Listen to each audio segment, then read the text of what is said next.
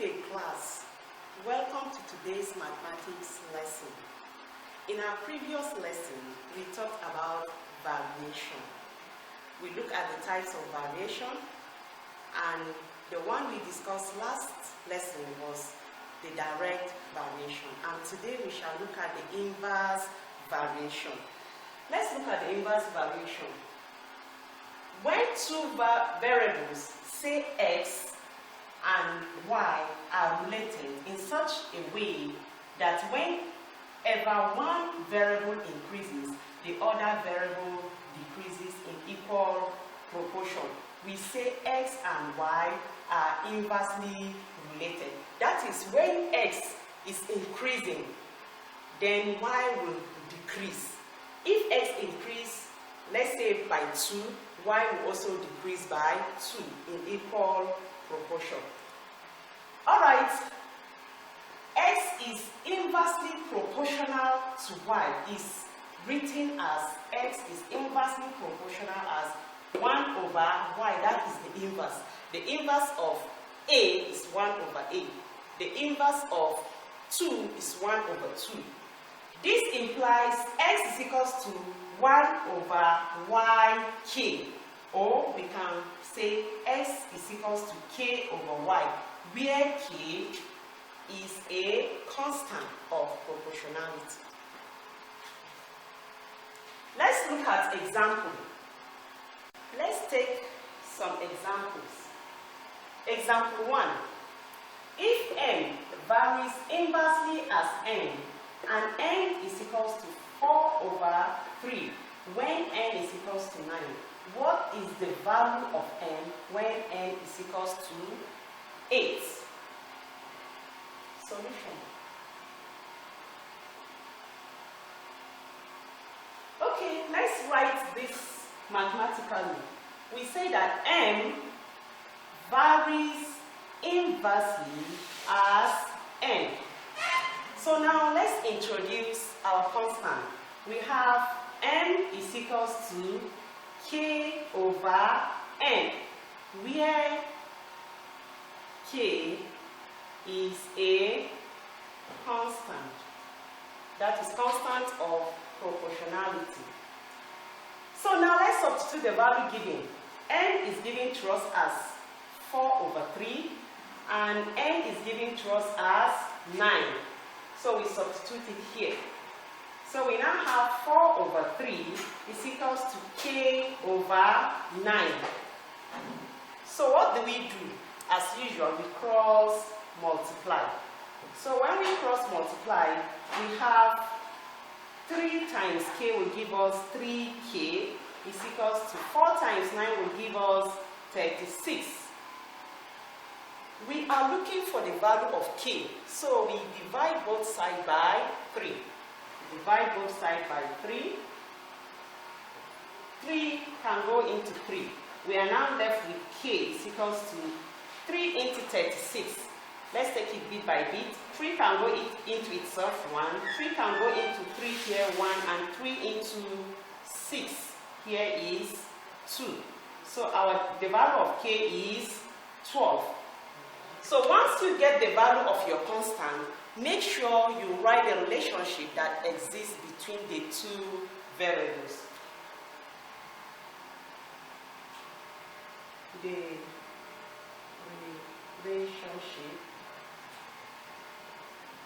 relationship between m and n is, we now fix in the value of our constant. So we have n is equals to k, which is 12 all over n. So that is the relationship, and it's from the relationship that you will now continue. The next question, we have to find the value of n when n is 8. So we continue from here. We have to find n when n is equals to 8. So our n is equals to 12 all over n is what? 8. You now reduce it to the lowest term. Look for the common factor. What can go into 12 and 8 without a remainder? Of course, let me take it bit by bit. 2 can go. 2 into 8 is 4. 2 into 12 is 6. 2 can still go. That is, we have 6 over 4. 2 can go into 4 2 times, and 2 can go into 6 3 times. So we are now left with 3 over 2, which is our answer. But then you cannot leave it in an improper fraction. So we need to change it to mixed fraction. So our n will be equals to 1 whole number 1 over 2. Or you can write it in decimal as 1.5. So that is the value of our n. Let's look at the second example. Example 2. The intensity I of a wave varies inversely as the square of the distance d from the source. If I is equals to 250 when d is 30, find a, I in terms of d, b, the value of I when d is equals to 25, c, the value of d when I is equals to 10. Let's take the solution. So let's write this in a mathematical way in terms of variation like this. So we say I varies inversely as the square of d. We have I varies inversely as the square of d. So this is what we have. Introducing our constant, we have I is equals to k over d squared. Where, make sure you write it, where k is a constant. So, from here, let's substitute the value of I and d. Remember, our value of I is 250 and that of d is 30. So let's substitute it here. 250 is equals to k all over 30 squared. And remember, 30 squared means 30 times 30. So 30 times 30, of course, is what? 900. So here we now have 250 is equals to k all over 900. We can make this over 1. We are looking for k, we cross multiply. Let's cross multiply. So when you cross multiply, k will be equals to 250 times 900. So when you use your calculator well and you calculate it well, you can get your k to be 225,000. That is when you use your calculator well. Now let's go back to the question. The first one, we have to find the value of I in terms of d. So, now, our I will be equals to 225,000 all over d squared. So that is A. So this one is the same thing as the relationship that exists between I and d. Let's look at the second part of it, that is B. We have to find the value of I. We have to find I when d is given to us to be 25. So we substitute the value of d. So I will be equals to 225,000 divided by 25 squared. Remember, our d is squared. So what is the square of 25? That is 25 times 25. And if you calculate it well, you should get 625. So our I will be equals to 225,000 divided by 625. So now you can use a long division method to do your division, or you can cancel, or if you still have calculator, you can still do it. So what will be the value of our I? our I will be equals to 360. That is if you do it well. That is what you get. Let's go to the third aspect, that is C. C, we are to find the value of D when I is 10. We are to find D when I is equals to 10. So from here, remember I told you, we use the equation, this one, we call it the equation connecting the two variables. So we can use the equation to solve it. Our I now is 10. So we have 10 equals to 225,000 divided by D squared. We are looking for D, so we cross multiply. Make D the subject of the formula. So when you cross multiply, we have 10D squared is equals to 225,000.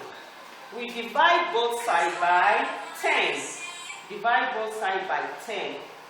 So our D squared will be equals to, this 0 can cancel this last 0. That is just the simple way of doing it. So we have, now we have 22,500. Sorry. Now we have 22,500. You are looking for D, not D squared. So you take the square root of both sides. You take the square root of D squared, take the square root of D squared. So this square root will cancel D. You can now find the square root of the 22,500. If you don't have cal, you can use factor method to get it. So let me just do it here. Maybe it will help some of you to recall it. We have 22,500. So let's use the factor method to get the square root of this. So here now, the smallest prime number that can go into this is 2. So 2 into 2 here is 1. This one 1. Into this one is 2. Remainder 1. Into 10 is 5. And this 0, we have it. Another prime number is 2. So 2 can go into 11. 5 remainder 1. Into 12, 6. Into 5, 2 remainder 1. Into 10 is 5. The next prime number that can go into this number is 3. So let's take 3. 3 can go into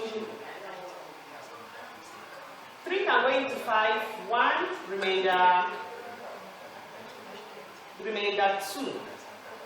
Into 26. Into 26 can go 8. Remainder 2. Into 22, 7, remainder 1. Into 15 is 5. 3 can still go.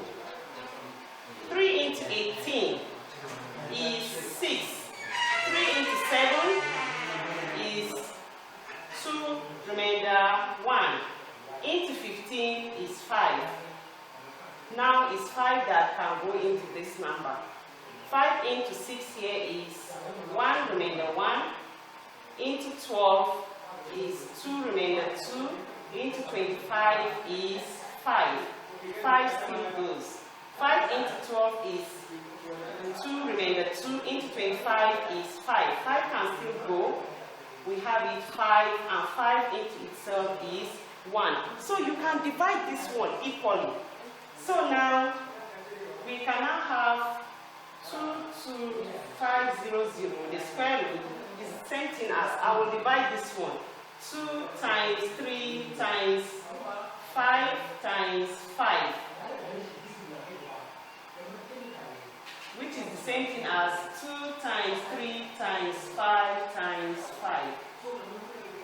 Okay? So when you multiply this one, 2 times 3 is 6. 6 times 5 is 30. And 30 times 5 is 150. So we have 150 times 150. 50. So this is what we have, which is the same thing as 150 squared. So just like what we did somewhere that I said we should take the square root, this square will the square root will cancel the square. So the value of our D is equals to 150. That is the factor method. But if you have your calculator, just go straight ahead and take the square root of 22,500. With these two examples, I believe you'll be able to solve this simple assignment. So the assignment, the first one is, according to Boyle's law, the pressure P of a given mass of gas at a constant temperature varies inversely as its volume V. If P is equals to 60, when V is equals to 40, find the formula connecting P and V. The second part of it, find the value of P when V is equals to 5. Number 2, P varies inversely as QQ, and P is